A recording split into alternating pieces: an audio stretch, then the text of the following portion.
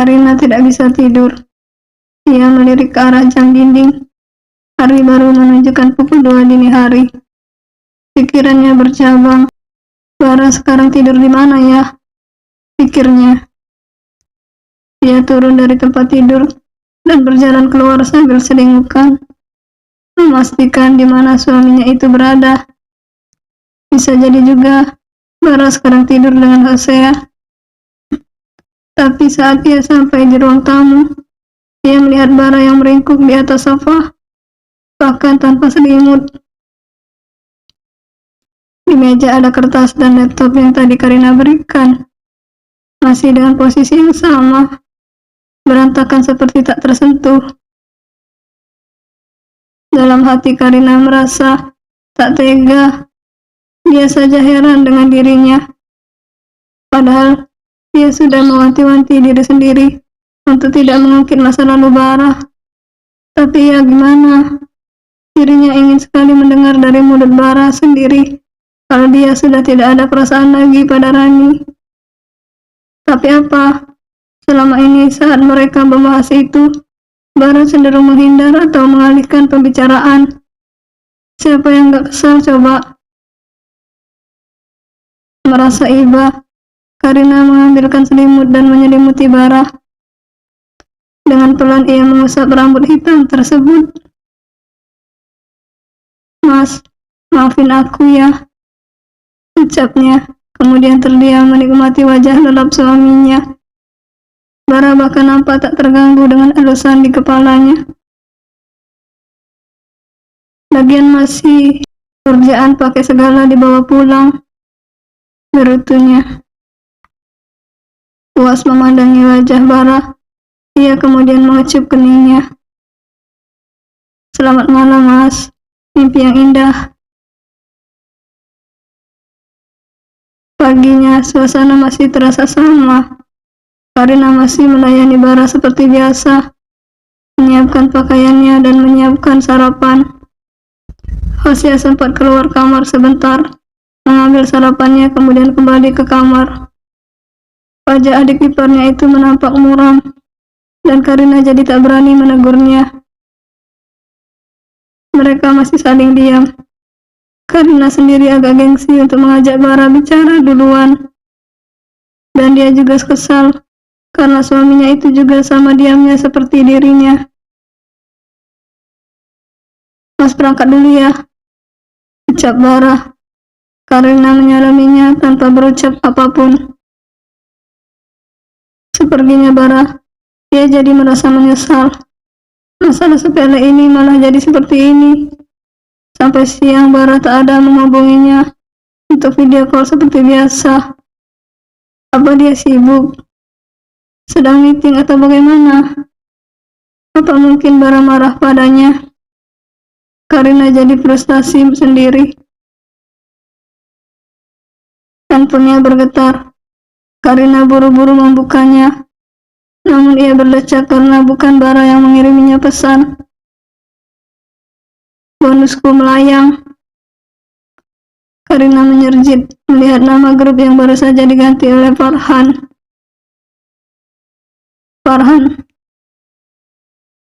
Karina, ini suami lo kagak dikasih jatah apa gimana?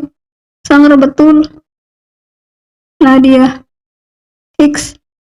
Santi. Ampun dah Kar, tolong ini suami lo dikasih jatah yang cukup, biar kehidupan kami menjadi tentram. Karina. Kenapa? Tanya Karina. Bukannya apa? Semenjak menikah, menurut teman-temannya Bara menjadi sedikit lebih lunak. Tidak suka marah seperti mau, dan selalu pulang on time. Farhan. Buset, dibilang kenapa? Nah, semua orang dibantai sama laki lo. Si Bapak Alek juga kena. Mana tuh bos besar kecep pas laki lo marah? Ngakak sih. Karina menyerjit. Apa mungkin mood Bara jadi jelek karena pertengkaran mereka semalam? Karina. Terus sekarang dia lagi apa? Nadia. Lagi ngamukin sales di ruang marketing, Kak. Balas Nadia dengan banyak emotikon menangis. Tapi entah kenapa, mendengar hal menyedihkan dari musibah para temannya itu, dia jadi merasa senang. Bukankah itu artinya Bara jadi uring-uringan karena dia? Kapan lagi dia bisa membuat Bara kesal karena dirinya? Selama ini suaminya itu selalu terlihat tenang. Cuma dirinya yang sering mencemburu sendiri. Saat dia hendak membalas pesan lagi, satu panggilan masuk. Rachel yang sedang di ibu kota mengajaknya bertemu. Karina sih sebenarnya mau izin keluar dengan Bara. Cuma ya itu tadi, dia gengsi untuk chat duluan. Halo sayangku. Rachel memeluknya erat. Karena pergi ke hotel tempat Rachel beserta keluarga kecilnya menginap. Karina duduk di sofa, melihat sekeliling hotel. Agak besar untuk dikatakan sebagai kamar hotel biasa, karena satu ruangan ini ada 2 kamar, dan bahkan ada ruang tamunya. Matthew mana? Tanya Karina, menanyakan anak sematawayang sahabatnya itu. Lagi main keluar sama dedinya. Oh iya, gimana rasanya jadi istri? Mendengar pertanyaan itu, Karina manyun. Pas sekali Rachel bertanya begitu, dan semalam mereka bertengkar. Lagi berantem ya? Tebak Rachel melihat wajah muram Karina. Ia mengangguk. Dirinya sedang mempertimbangkan untuk bercerita. Rachel yang sudah menikah bertahun-tahun pasti sudah banyak pengalaman. Karina agak ragu, namun kemudian ia menghela napas dan mulai bercerita. Semalam kami berantem, ucapnya dengan wajah lesu. Rachel pindah duduk di kursi samping Karina. Kalau lo mau cerita, gue siap dengerin. Karina mengangguk. Jadi itu, semalam gue kesal. Dia hampir tiap hari selama seminggu ini bawa kerjaan pulang. Kerja terus, kadang sampai jam 9-an. Kadang juga pernah sampai tengah malam. Kan gue kesel. Padahal gue udah seneng dia pulang on time terus. Tapi buat apa pulang tepat waktu, kalau sampai di rumah malah kerja lagi? Rachel mengelus punggung Karina. Terus ya gitu kita bertengkar. Tapi entah kenapa gue lagi-lagi malah mungkin masa lalunya. Tapi beneran deh, gue cuma keceplosan. Maaf nih, kalau gue boleh tahu, yang lo ungkit apa? Mantan dia. Gue cuma kayak gimana ya jelasinnya? Dia setiap gue tanya masih cinta apa enggak sama mantannya, pasti kalau enggak menghindar, dia mengalihin penjaraan. Gue kan kesel. Gue jadi kepikiran kalau ada perempuan lain di hatinya dia. Gue pengen dengar dari mulutnya sendiri kalau dia sudah enggak cinta lagi sama mantannya itu. Karina tak tahu mengapa dirinya jadi cengeng seperti ini. Biasanya dia tak selemah ini untuk menangis. Gue tahu, mantannya itu cinta pertamanya dia. Pastinya berkesan banget dengan segala tragedi itu. Tapi kan sekarang dia suami gue. Gue aja nggak nyimpan cowok lain di hati. Ya, masa dia masih nyisain cintanya buat mantannya? Karina makin menangis sesenggukan. Rachel mengambilkan tisu dan menatap Karina prihatin. Mungkin bagi orang lain masalah ini terdengar sepele, tapi bagi orang yang mengalami, tentu ini membuat hatinya sakit. Terus dia nggak coba jelasin. Karina menggeleng. Dia tidak tahu kenapa Bara bersikap begitu. Andai saja Bara langsung membantah dan mengatakan kalau dia sudah tak mencintai Irani, dirinya pasti tidak akan merasa seperti ini. Tadi pagi juga dia diam aja, ngomong cuma pamit kerja. Biasanya dia telepon kalau nggak video call kalau lagi kerja. Hari ini dia cuma chat ngingetin gue makan siang doang. Rachel menepuk punggung Karina pelan. Gue juga nggak bisa kasih saran apa-apa sih. Tapi kunci hubungan langgeng itu ya komunikasi dan kepercayaan. Gue yakin suami lo punya alasannya sendiri kenapa dia bersikap kayak gitu. Gue tahu ini klise, tapi kalau nanti perasaan lo dan dia udah lebih baik, udah tenang, coba buka obrolan. Ngomong baik-baik, tanya apa alasannya. Dan kalau dia masih ngelak juga, baru lo hantam. Boleh kok. Mendengar itu, Karina yang tadinya menangis jadi tertawa. Rencananya memang begitu. Dia harus bicara dengan suaminya itu saat dia sudah pulang nanti. Jujur, Karina sangat tidak betah begini. Dia sebenarnya sudah mau perbaikan tadi pagi.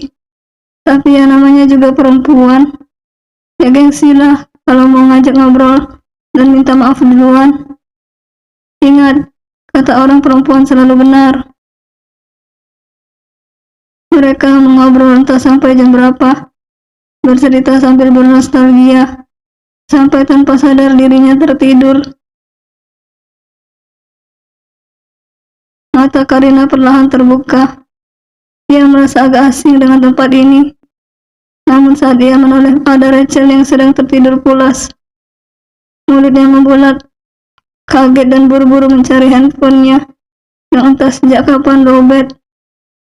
Karina berjalan menuju meja depan tempat tidur dan mencargernya. Saat ia mengaktifkan handphone, banyak pesan masuk, belum lagi ada 108 panggilan tak terjawab dari suaminya.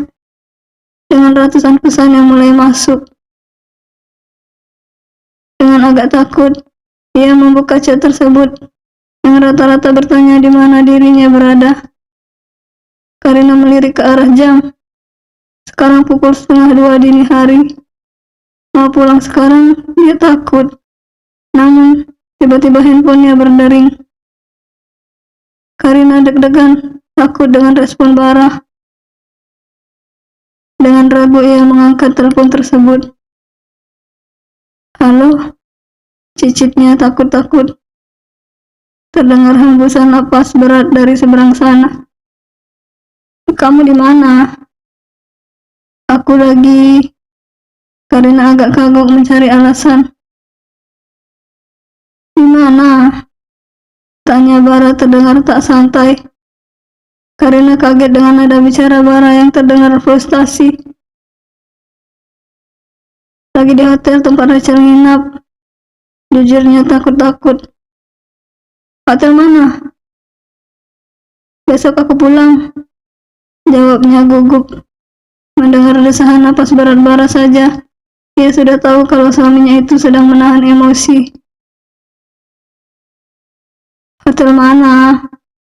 Tanyanya lagi dengan nada rendah, membuat Karina merasa merinding. Mau tak mau Karina menyebutkan nama hotelnya.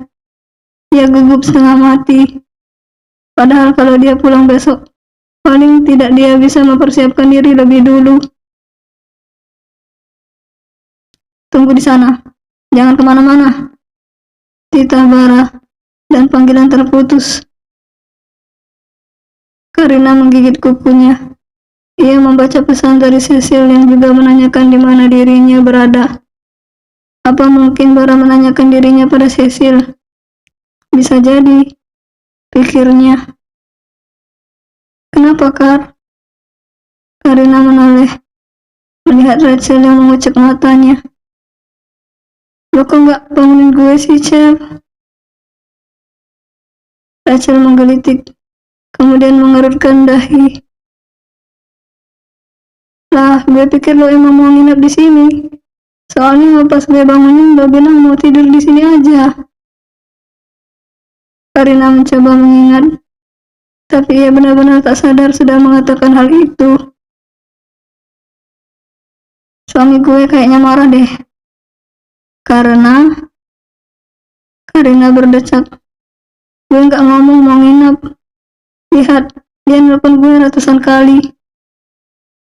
Rachel turun dari tempat tidur dan berjalan mendekati Karina. Terus, Ia mendongak melihat layar handphone Karina. Dia lagi di jalan, mau ke sini katanya. Jemput gue. Rachel tersenyum. Lo mau tahu seberapa cinta dia sama lo? Karina agak ragu, namun kemudian ia mengangguk. Emang gimana caranya? Kalau dia nanti datang dengan keadaan urakan, fix, dia cinta banget sama lo. Ya, kalau dia mau jemput lo jam segini juga, pasti karena khawatir sama lo sih. Emang kenapa kalau dia datang dengan keadaan terapi? Tanya Karina tak mengerti. Rachel berlecak. Ya kali istrinya ngilang mendadak dan gak bisa dihubungi. Dianya santai aja, mandi, makan lahap, tidur nyenyak. Tapi kan gue baru ngilang belum sampai 1 kali 24 jam. Rachel berdesak lagi. Udah deh, percaya aja sama gue. Udah sana cuci muka. Dan benar saja, seperti apa yang Rachel katakan, Bara datang dengan wajah kuyu. Kemejanya yang biasanya rapi nampak berantakan. Tak rapi, masuk ke dalam celana. Lengannya tergulung sembarang di siku. 2 kancing atasnya sudah terbuka. Belum lagi rambutnya yang nampak acak-acakan. Karina berdiri takut-takut melihat Bara yang menatapnya dengan tatapan tak terbaca. Melihat ekspresi Bara, Rachel sendiri agak was-was. Suaminya sekarang masih tertidur pulas di kamar sebelah. Kalau gitu gue pulang ya, bangit Karina. Walau sebisanya ia mau tetap tinggal saja, daripada berduaan dengan Bara yang ekspresinya tak terbaca. Bara tak bicara apapun, bahkan ke Rachel sekalipun. Mereka berbalik hendak pergi. Oh iya, ucap Rachel membuat keduanya menoleh kembali ke arah suara. Kalau ada masalah itu diselesaikan baik-baik ya, diomongin. Gue bukannya mau sok-sokan, tapi sebagai yang lebih dulu mengecap pahit manisnya berumah tangga, gue cuma mau ngasih saran. Kalau keterbukaan itu lebih baik daripada ditutup-tutupi, hanya karena alasan demi kebaikan. Oke? Ucapnya kemudian menutup pintu, tanpa menunggu jawaban keduanya. Bara menggenggam tangan Karina, sementara Karinanya sendiri hanya berjalan sambil tertunduk. Mau memulai percakapan, dia takut. Karina menghentikan langkahnya dan mengangkat tangan Bara. Tangan Mas kenapa? Tanyanya, begitu melihat luka di punggung tangan suaminya. Bara hanya memperhatikan Karina. Ia diam tak menjawab. Karina meraih tangan satunya, dan ada luka yang sama. Apa yang terjadi? Pikirnya. Ia menatap khawatir ke arah Bara.